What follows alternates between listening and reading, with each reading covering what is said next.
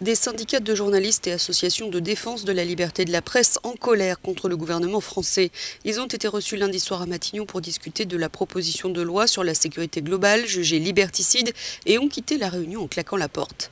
Ils en appellent de nouveau à manifester et veulent un changement d'interlocuteur. Nous avons posé avant tout ces préalables-là pour toute discussion, pour avancer, c'est-à-dire le retrait de l'article 21, le retrait de l'article 22, 24 et du nouveau schéma du maintien de l'ordre.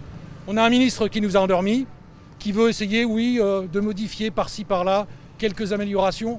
Il n'en est pas question. Donc nous avons décidé collectivement de quitter la réunion et nous en appelons à Monsieur le Premier ministre Jean Castex.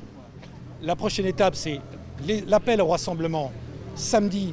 On a l'initiative de marche des libertés à Paris et en France contre cette proposition de loi et contre le nouveau schéma national du maintien de l'ordre, qui sont deux choses qui sont extrêmement liées sur la liberté d'informer et la liberté d'expression.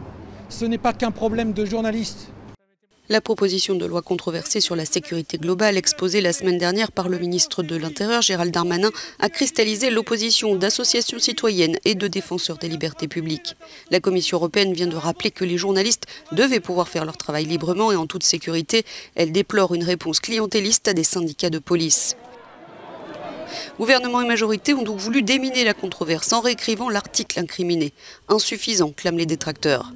Ce projet de loi qui pénalise la diffusion malveillante de l'image des policiers doit être voté cet après-midi par l'Assemblée nationale et pourrait être examiné en janvier par le Sénat.